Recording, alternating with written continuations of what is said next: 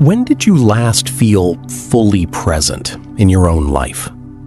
Not partially present. Not present in the sense of physically being in the room. Fully present. Without the background noise of what you should be doing next.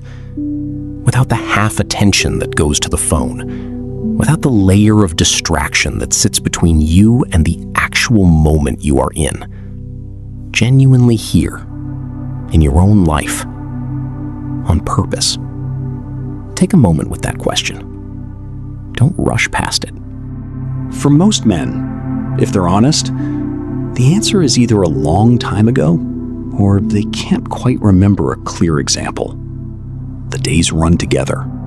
The weeks follow each other in a pattern that is productive enough, full enough, adequately satisfying, but not particularly awake.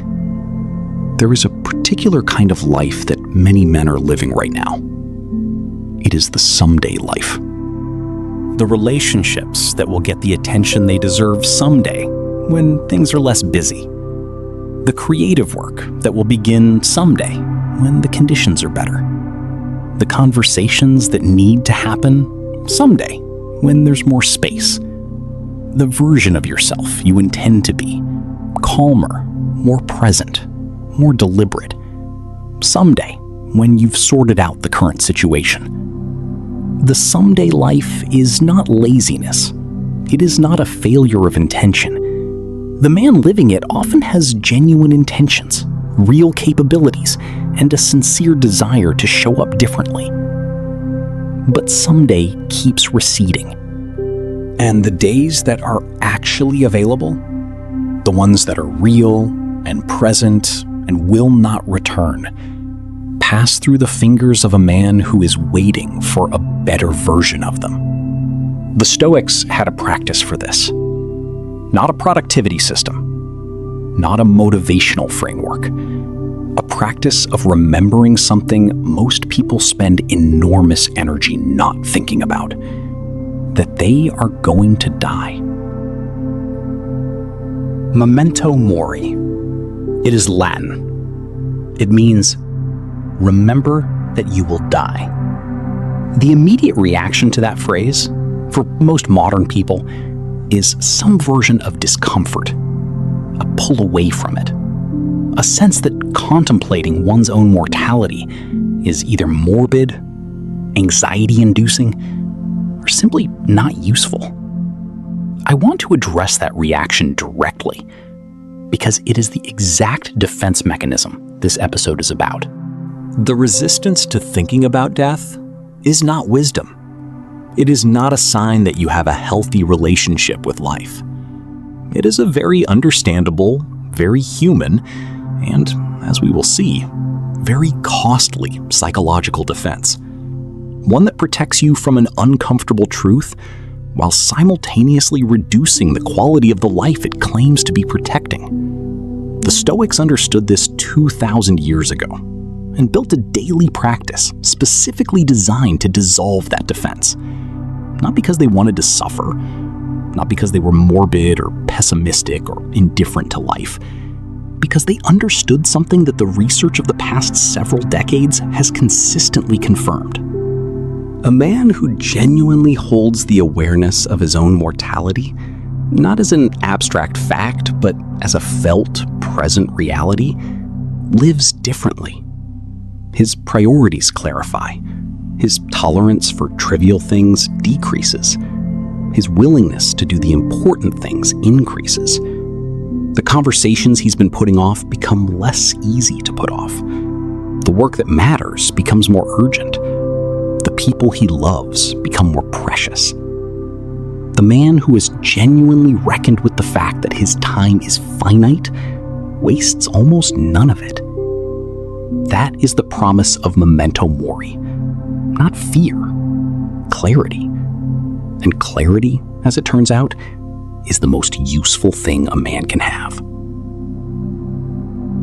The avoidance is not accidental. It is structured. In the 1970s, the cultural anthropologist Ernest Becker wrote a book called The Denial of Death. a Pulitzer Prize-winning work arguing that the awareness of mortality is so psychologically destabilizing that human civilization itself is largely organized around managing and suppressing it. We build religions, legacies, cultural identities, and social structures, in part, Becker argued, as symbolic immortality projects, ways of extending ourselves beyond the biological fact of our own ending. The man who builds a business, raises children, creates art, or serves a cause larger than himself is, among other things, reaching beyond his own mortality through something that will outlast him. This is not cynicism. Becker was not dismissing these projects. He was pointing at the extraordinary creative and civilizational energy that mortality anxiety generates. But he was also pointing at the cost of the avoidance.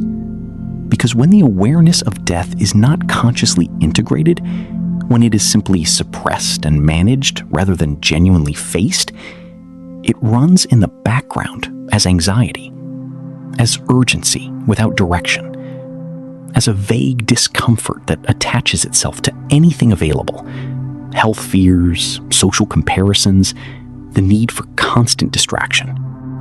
Building on Becker's work, 3 psychologists, Jeff Greenberg, Sheldon Solomon, and Tom Pish-Ginke, developed what they called terror management theory in the 1980s. Their research tested a specific hypothesis that a great deal of human behavior is unconsciously motivated by the management of mortality terror.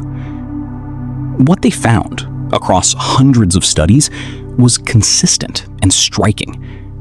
When mortality awareness is activated subliminally, when people are made briefly aware of their own death without dwelling on it consciously, their behavior changes in predictable ways. They cling more tightly to their existing worldviews. They become more defensive of their cultural and social identities. They judge others who hold different views more harshly. In other words, the unconscious management of mortality anxiety makes people more rigid, more tribal, and less genuinely themselves. But here is the finding that matters most for this episode. When mortality awareness is activated consciously, when people are asked to genuinely reflect on their own death in a non-threatening, contemplative context, the opposite tends to occur. Values clarify. Authentic behavior increases. The attachment to trivial social approval decreases. The things that actually matter become easier to identify and act on. The difference is between unconscious suppression and conscious integration. The Stoics had no access to terror management theory, but they had arrived through careful observation and practice at exactly the same conclusion. Don't suppress the awareness of death. Face it daily, deliberately, and let it do what it does when you stop running from it. Memento Mori was not a Stoic invention. The phrase itself may be Roman. The practice appears across ancient cultures. But the Stoics elevated it into a systematic daily discipline in a way that has not been matched. Marcus Aurelius wrote in the Meditations, "You could leave life right now. Let that determine what you do and say and think." Read that carefully. Not, "You will eventually die, so be prepared." Not, "Death is coming, don't waste your time on trivial things." You could leave life right now. Not someday. Right now. This hour. This conversation. This decision. The Stoic practice of Memento Mori was not a gentle reminder of eventual mortality. It was a present tense, visceral, ongoing awareness that this moment is one of the limited number of moments that exist in a particular life, that this day, this actual day, will not return. Marcus Aurelius returned to this awareness constantly. Page after page of the Meditations contains some version of the same reminder. Remember what is temporary. Remember what is yours for a limited time. Remember that the man sitting across from you has also a finite number of days. Use this knowledge. Seneca, in his letters to Lucilius, wrote, Omnia aliena sunt, Lucili. Tempus tantum nostrum est. Everything else belongs to others, Lucilius. Time alone is ours. Not money, that comes and goes. Not reputation, that is in other people's hands. Not even your body. Illness and age will have their say. But time, the hours between now and the end, those are yours. And the degree to which you treat them as yours, as genuinely, irreplaceably precious, is the degree to which your life is actually being lived. Seneca wrote this to a friend in private letters, without any intention of performance. He meant it. And the reason he meant it was that he had sat with the reality of his own mortality long enough, deliberately enough, that it had changed how he related to every hour. That is the practice. Not a single contemplation, not a deathbed realization. A daily, ongoing return to the awareness that this is finite, and that finitude makes it precious. Let me come back to the research, because it adds something important. The studies within terror management theory found consistently that when mortality awareness is consciously engaged rather than suppressed, certain things happen that do not happen otherwise. People become more congruent. That is, they act more in alignment with their actual stated values, rather than the values they perform for social approval. The gap between who they say they are and how they actually behave narrows. They become less susceptible to what the researchers called the cultural anxiety buffer, the defensive clinging to group identity and worldview that mortality terror produces when it is unconscious. The conscious mortality awareness seems to dissolve the need for that particular defense. They become more generous, more authentic in relationships, more willing to take risks that align with genuine values, less concerned with what other people think.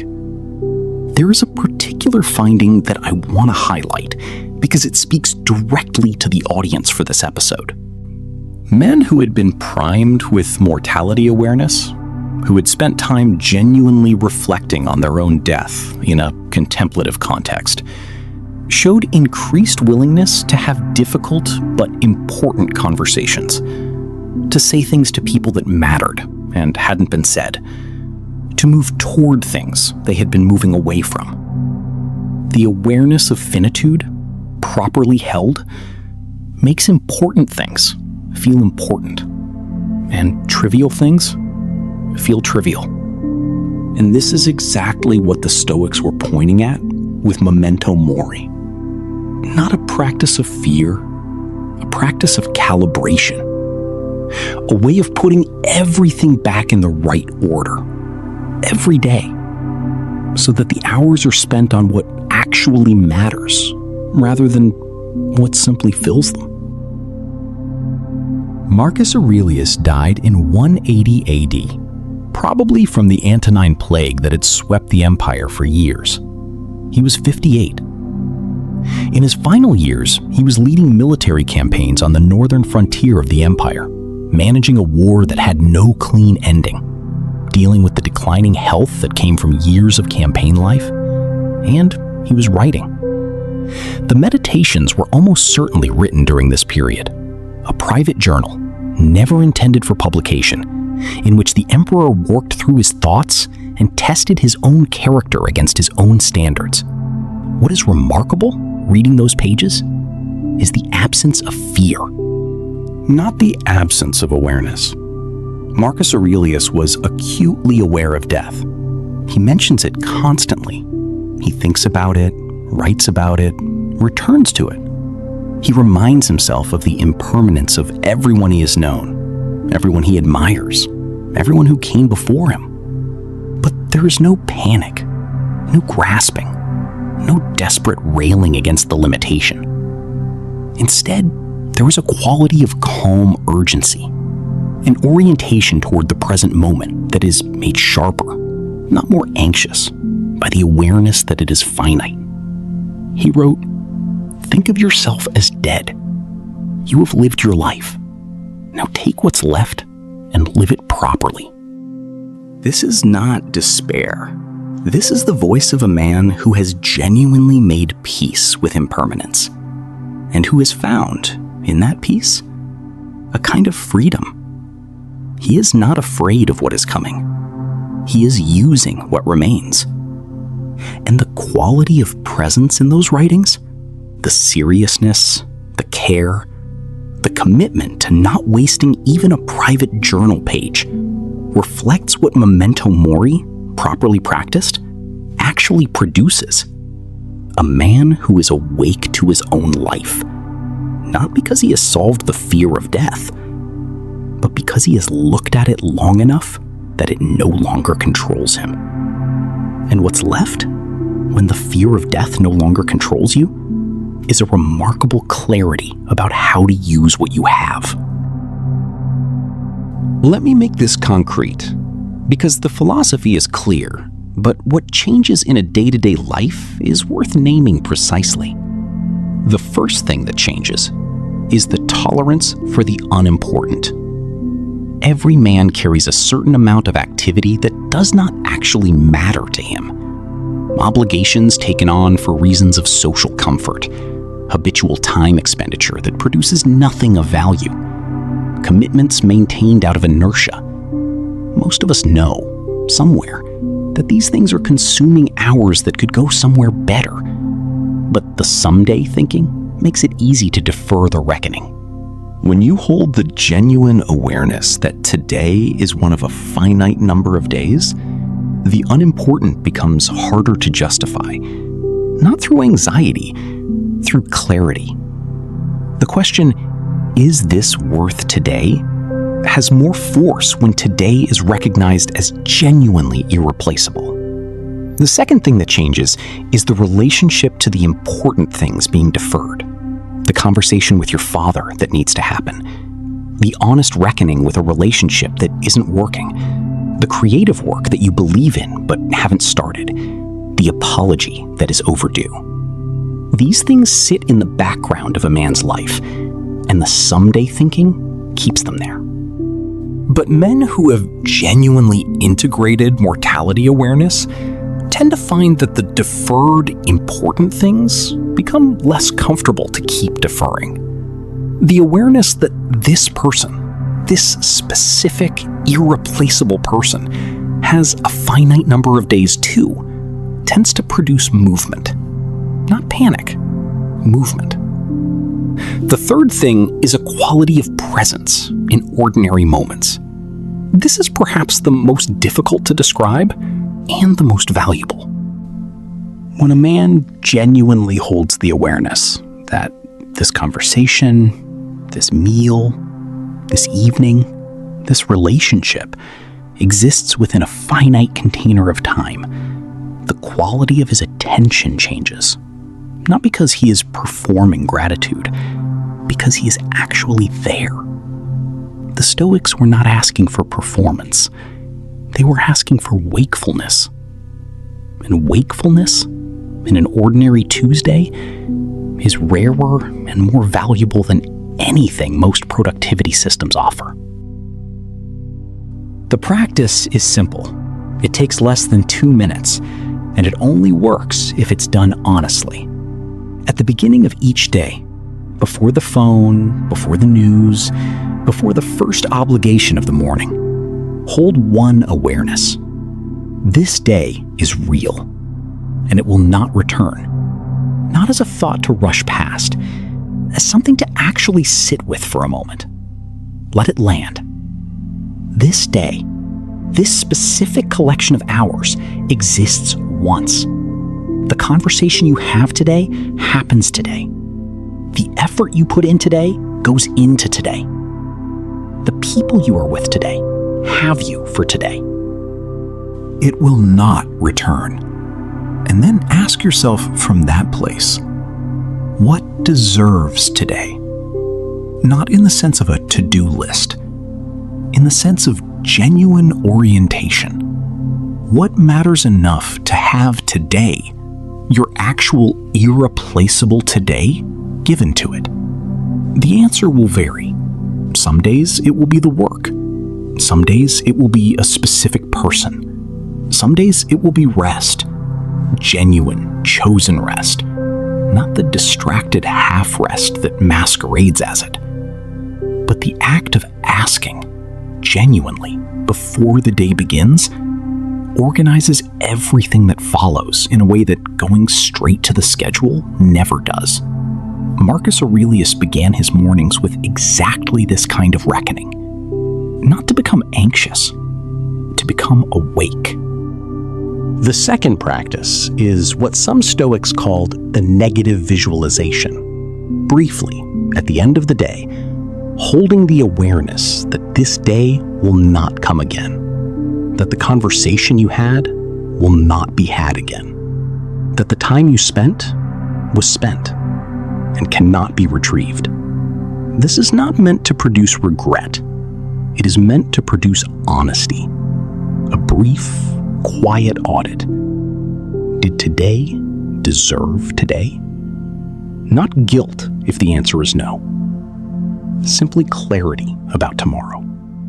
These two practices, the morning orientation and the evening honesty, are the whole of the practice. They take minutes. They are uncomfortable until they become familiar. And when they become familiar, they begin to change, gradually and permanently, how you inhabit your time. Come back to where we started. The question I asked at the beginning of this episode. When did you last feel fully present in your own life? I want to offer that question differently now. Not as a measure of how you are currently doing, as an invitation. The someday life, the life in which the important things are perpetually deferred to a better moment, a calmer season, a version of yourself who is more ready. That life is not inevitable.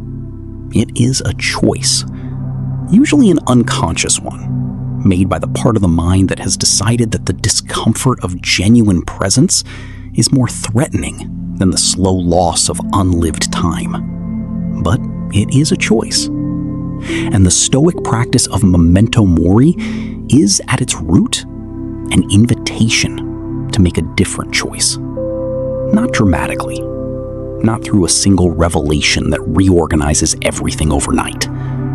Through the daily, quiet, consistent return to one simple awareness. This day is real, and it will not return. Marcus Aurelius lived with that awareness through plague and war and the exhausting work of governing an empire in decline. He did not pretend the burden was light. He did not perform equanimity he didn't feel, but he was present, genuinely, completely present in the life he was actually living. And the meditations, those private pages written for no audience, are what genuine wakefulness looks like from the inside. Not triumph, not resolution, just a man who had decided every day to be fully here. That is available to you. Not someday. Today. Here's the one thing worth carrying. Death is not the enemy. Wasted time is. The man who forgets he will die lives on autopilot, deferring, distracting, waiting for a better moment. The man who remembers, not in fear, but in genuine, clear-eyed awareness, finds that the moments already in front of him are better than he thought. Memento Mori is not morbid. It is the opposite of morbid. It is a practice of waking up. And you don't need a plague, a war, or a personal crisis to begin it. You need 2 minutes in the morning and the willingness to ask one honest question. What deserves today? I'll see you in the next one.